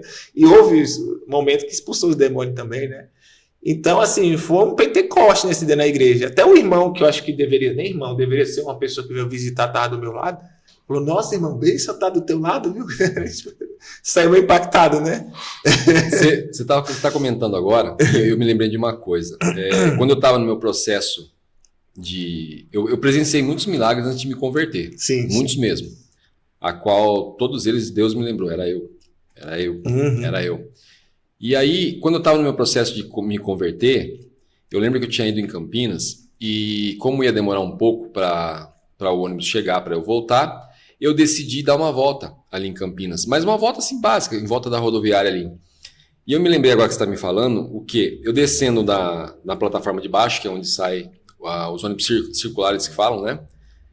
Ali perto onde tem uns galpões, tinha uma igrejinha muito humilde, cara, pequenininha. Eu não sei nem se essa igreja existe ainda. E nessa igreja, quando eu olhei dentro dela, o que tinha de cadeira de roda, de muletas, de bengala, de óculos, tudo jogado lá, cara. Mas uma igreja muito simples mesmo. Parecia assim, ninguém tem dinheiro para pagar, cederam essa sala pra gente. E eu, cara, me deu uma vontade gigantesca de entrar nessa igreja. Eu não entrei. Na época, eu só falo que eu não entrei por medo. Medo, juro. Na época eu senti medo. Mas assim, eu olhava aquilo e achei assim, falei, cara, isso aqui é tudo milagre, só pode.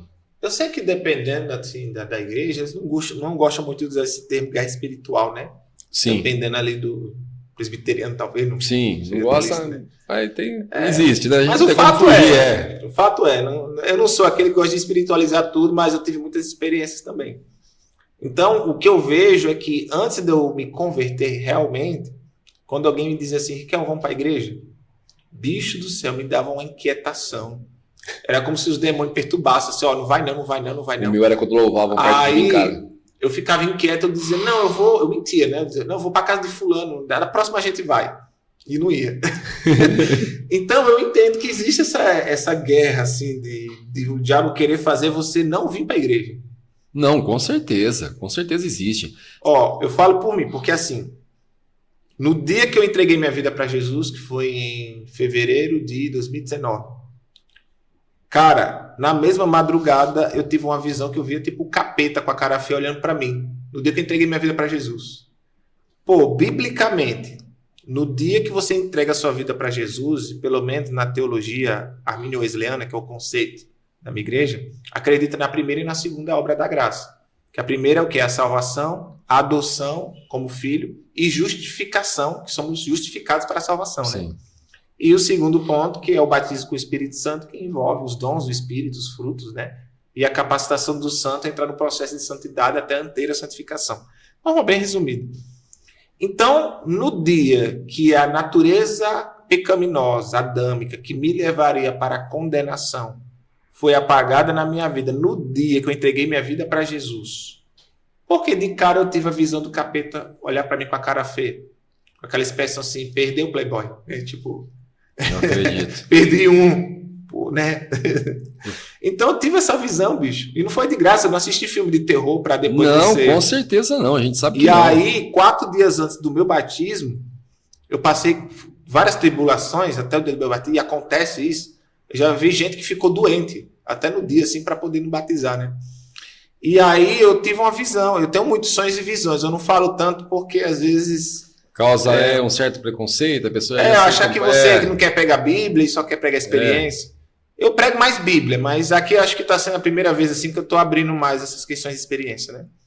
Eu tive uma visão que eu estava num ônibus, um cara colocava a mão no meu ombro e sussurrava no meu ouvido dizendo assim, você está pensando o quê? Você vai para o inferno. E eu acordei escutando essa voz dizendo que eu ia para o inferno. Eu falei, eu vou para o inferno? Vou nada. A irmã do Coque lá disse, lê o Salmo 91 quando o diabo vai te perturbar. Eu falei, esse Salmo agora que eu vou ler. Isso eu leio todo dia. E foi lá, ó. Então, tipo assim, eu tive muitas experiências espirituais, assim, do inimigo me afrontar.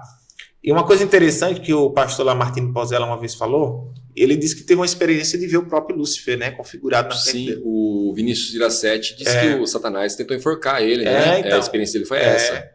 Então, o pastor Lamartine disse o seguinte, quando você tem um chamado, seja missionário ou até pastoral, linha de frente, Deus ele permite que você tenha essas experiências com o próprio diabo para você entender o seu próprio inimigo, né? Sim. Tipo, Como aconteceu com confirmação Jó. do chamado também. Tudo que aconteceu com Jó foi permitido. Estava Sim. pensando esses dias sobre isso. Pois é, então eu tive essas experiências. Eu falei, pronto, eu tô buscando Jesus e o diabo tá dizendo que eu vou pro inferno, então eu vou buscar e eu ficar nele mesmo, né? Tipo... A gente tava comentando que você comentou, eu não gosto muito de falar dessas questões de guerra espiritual, esse tipo, que o pessoal tem um certo preconceito, mas é verdade. Tem quem gosta, mas muitos que são mais acadêmicos assim não é muito fã. Mas eu posso falar, eu estudei muito pela ciência e sei que é real. Hoje tem vários cientistas falando do tamanho da realidade disso. Eu vou te dar um exemplo. Eu nunca fui, por exemplo, de religião de Umbanda ou Candomblé, por exemplo. E ali em 2014, foi 2015, acho que 2015, eu não tinha me convertido, só vim ter minha experiência com Jesus em 2018. 2015 eu tive uma dengue hemorrágica, que o cara até me deu antibiótico, eu tô com dengue, quase morri. Eu perdi uma amiga com essa dengue. Eu só não morri porque Deus não quis, porque se tá com dengue tomar antibiótico é pedir pra morrer, né? Sim. Enfim. E aí eu fiquei dessa finura e tal, aí eu tive uma experiência. Numa madrugada, um bicho da capa preta, que no caso era Exu, né? Dizendo assim, abrindo a capa preta, dizendo assim, aceita Exu, aceita Exu, aceita Exu. E eu escutava uns barulhos de corvo, como se fosse floresta, assim, né? E eu, vale, quem já acha Exu? Que nem eu sabia que Exu era dessa religião, né? Aí eu mandei mensagem para um amigo meu que é dessa religião. Não, amigo, ele quer abrir os caminhos para você, né? Que é a visão deles lá, né? Enfim. Eles falam bonito, esse pessoal. Aí esse meu amigo, não, aí... Foi quando teve um mover, eu entrei lá no W, as coisas aconteceram rápido para mim, aí esse meu amigo falou, não, me manda tanto para mim que a gente faz uns negócios aí para ele abrir os caminhos para você. Na mesma hora meu coração fechou. Eu falei, sabe, não, como me envolver com isso, não. O que eu vejo aí é que a gente se mete com essas coisas aí que você vai dando dinheiro e depois você tá preso aí com esse pessoal, né? Que eu já vi histórias. Sim, com certeza. Aí eu deixei de canto. Então, assim, eu nunca me envolvi, eu busquei esse tipo de religião.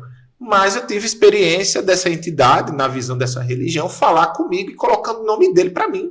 Aceita Exu, aceita Exu. Como que do nada, bicho, tu nem se envolve com a religião, tu vai ver um Exu abrindo a capa preta pra você?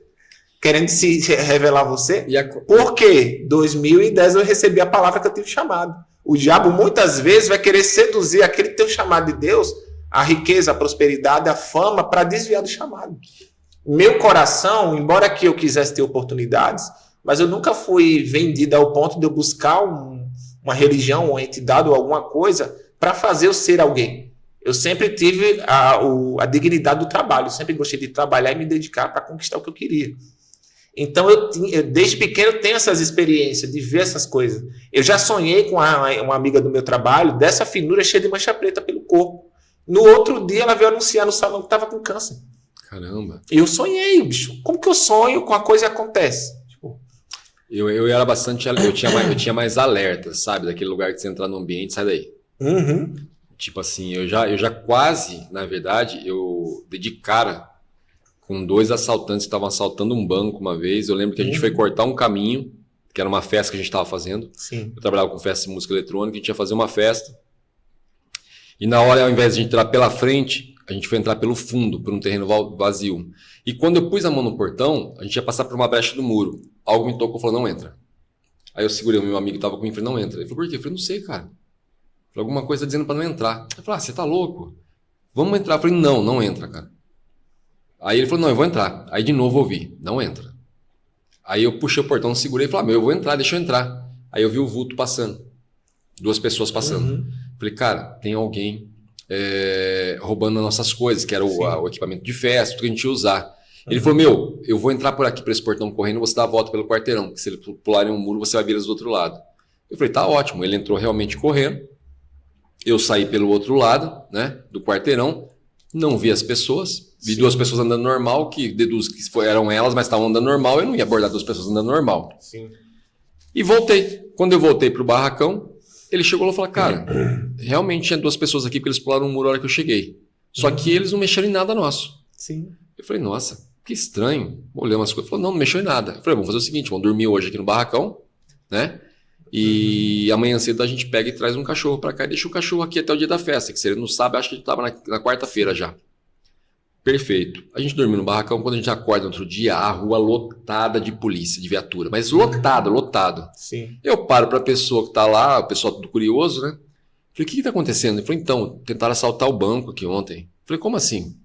Tentaram assaltar o banco. Ele foi assaltar o banco? Falei, fizeram um buraco na parede, estavam furando o cofre, mas por algum motivo foram impedidos. E sumiram, abandonaram tudo aqui dentro. Aí que a gente foi ver, no lugar que a gente ia passar no canto, era onde eles tinham quebrado a parede e entraram por ali. E quando viram a nossa presença chegando ali, saíram correndo, abandonaram tudo e saíram correndo. Então, quer dizer, se a gente entrasse, no mínimo, um tiro na cara a gente tomava. Sim. Esses alertas eu sempre tinha, cara. Sim, Direto, mas é real. Não pisa, não vai, não anda com essa pessoa. É muito real isso. Como eu falei, né? Eu nunca me envolvi com essa religião. Vim descobrir que parece que alguns familiares que eu tive aí, parece que mexia com isso, né? Eu descobri depois de bem tarde também que a parte materna minha mexia com isso, cara. Porque essa questão até de maldição hereditária, eu creio assim, que você aceitou. Muitos acreditam que o sacrifício de Jesus na cruz já quebrou tudo, né? Eu entendo que só quando você aceita Jesus. Eu acho que essa maldição alguém tem que quebrar na família. Alguma geração tem que quebrar. Não, porque a palavra de Deus vai dizer que quando você aceita Jesus, né, todos os seus pecados e delitos, né, todos são perdoados, são rompidos ali, enfim, então é uma nova criatura. Então, no meu entender, quando você aceita Jesus, tudo já é cancelado. Já é cancelado, né? Mas, tipo, como eu falei, eu sempre tive essas visões. Tipo, eu sonhava com um cara negro de cabelo branco resmungando pra mim, que era quem? O preto velho lá da religião. Isso mesmo, eu falo isso. Então, como que de graça, bicho, sem eu buscar essa religião, eu tinha esse sonho, essas visões com essas entidades falando comigo?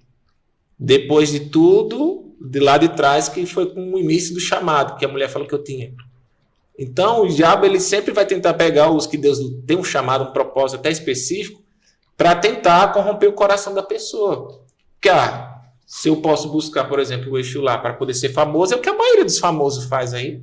De ator, atriz, né? Com certeza. Então, você tem que entender, o seu coração está onde? Jesus vai dizer, o que adianta um homem ganhar o mundo e perder sua própria alma?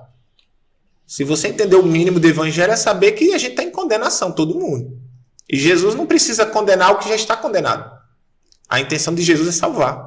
Então, não adianta você procurar riqueza, fama ou qualquer outra coisa, quando a sua prioridade é Cristo e a sua salvação.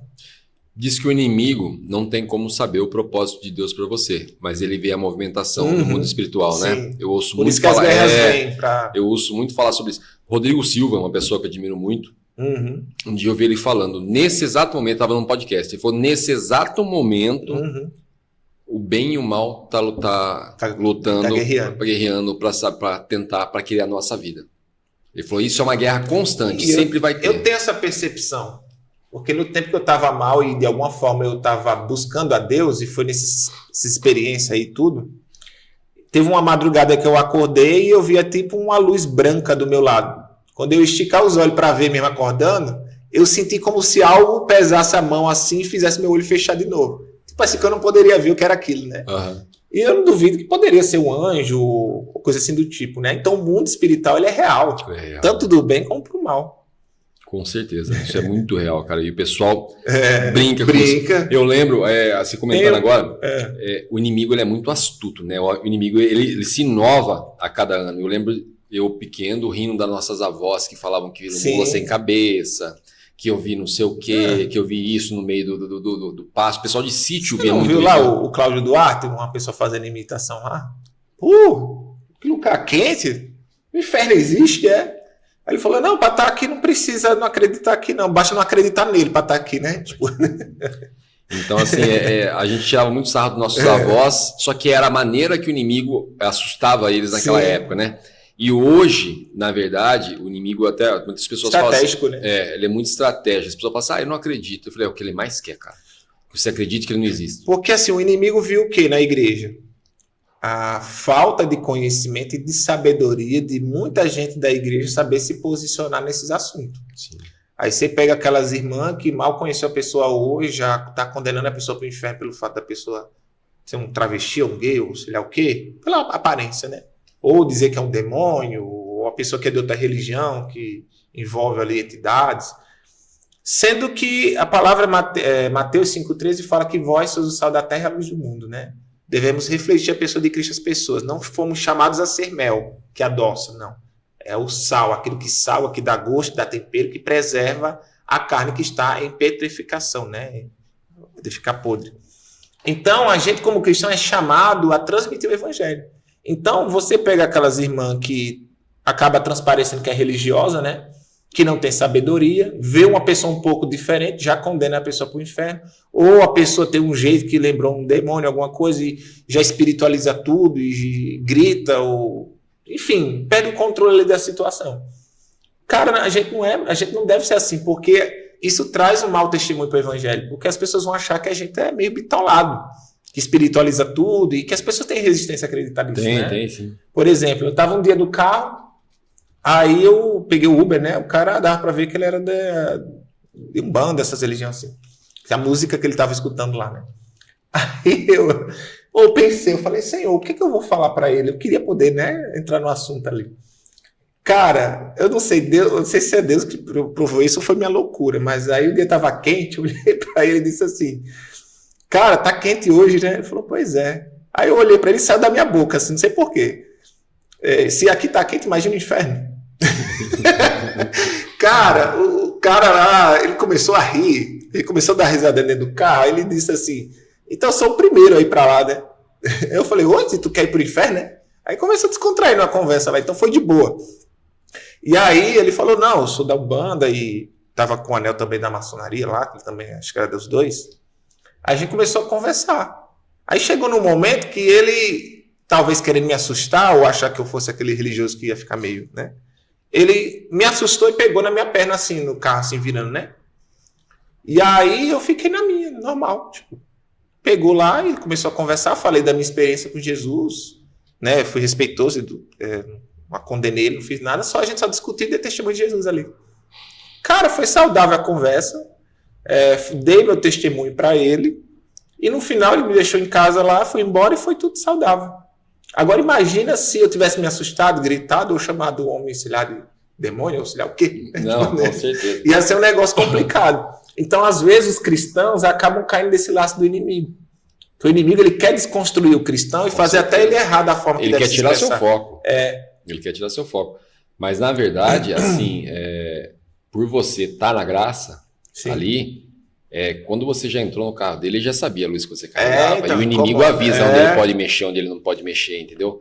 Então, como você falou, foi um assunto saudável, né? De respeitoso. Embora que ali foi meio vamos falar que foi saudável, engraçado ali, né? O início da conversa foi meio confrontador, mas... Foi um assunto respeitoso, mas assim, ao mesmo tempo, ele sabe ali que, tipo assim, o inimigo fala, não mexe aí, não mexe aí. E aí, como você puxou a conversa, vocês vieram a ter essa conversa aí, mas a questão é que o inimigo sabe onde ele mexe, né? Onde sim, Deus fala assim, ó, não pode mexer, aí você não põe a mão.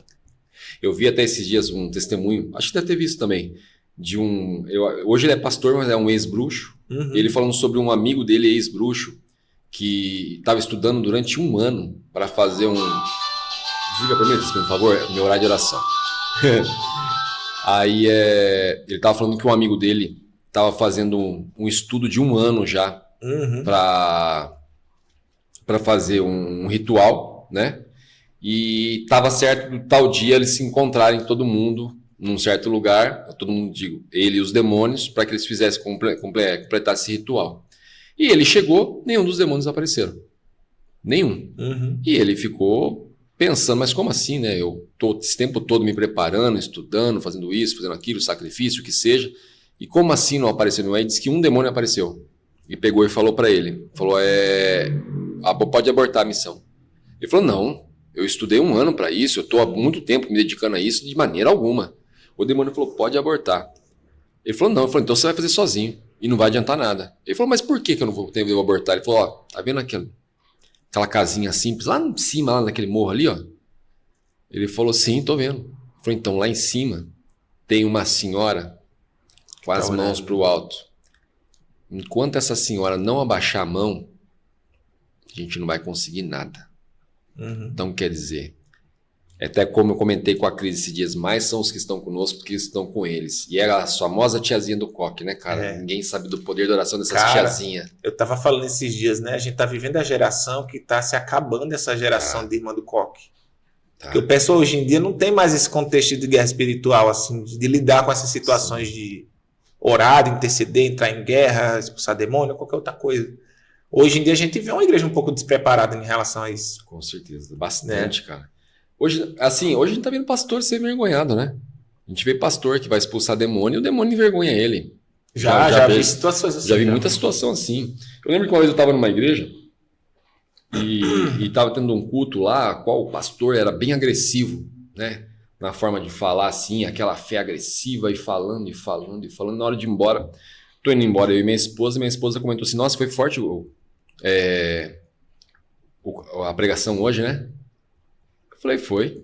Ele falou, o pastor falou, né? Não sei o que, firme, isso, aquilo. Eu falei, então, tudo isso aí que ele falou lá em cima, da forma que ele falou, que ele usou lá, eu estudei tudo isso aí, é persuasão.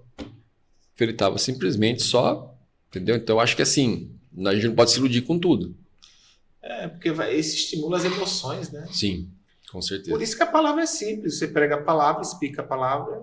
Às vezes você não foi o cara mais eloquente ali, mas Deus já usou para alcançar as vidas. Uma coisa que eu falo sempre aqui, vou continuar falando sempre, que as pessoas abraçam a Bíblia, principalmente as igrejas abraçam a Bíblia e falam que é delas. E aquilo não é delas, aquilo é um manual do ser humano. Então eu falo, todo mundo tem um direito. Então não é porque você não vai na igreja que você não pode. Não, vai lá e lê, cara. É simples. A palavra é viva. Deus vai falar com você. Eu falo até, cara, você que não tem hábito de ler, 1 capítulo por dia você consegue, 10 minutinhos ali lendo, o Espírito Santo vai conduzindo você. Vai. O processo é seu, você não tem que provar nada para ninguém. Vai aos poucos, vai do seu jeito. Ah, mas eu caí, não tem problema. Levanta, bate a poeira e continua. O brasileiro ele tem dificuldade de leitura. O brasileiro não tem hábito de ler. Então, geralmente cansa a vista, dá dor de cabeça, abrição de boca. As guerras vêm quando você abre a Bíblia. Vem, sempre vem. Cara, o papo tá maravilhoso, papo espiritual, inteligentíssimo, top. Até te convido para voltar uma próxima vez pra gente dar uma continuidade, porque assim, gostei muito mesmo, tá?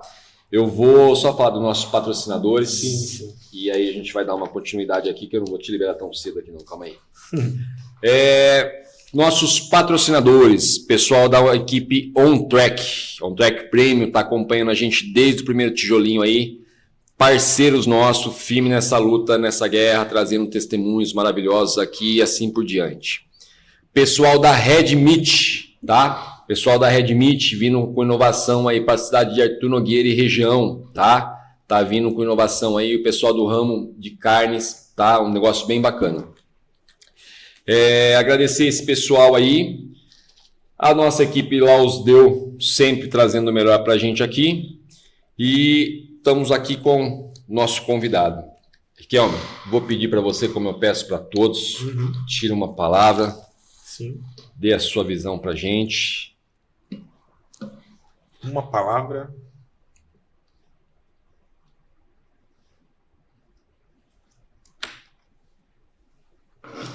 os ver. E disse-lhe Jesus: eu sou a ressurreição, a vida, e quem crê em mim, ainda que morra, viverá. João capítulo 11, versículo 25. Forte.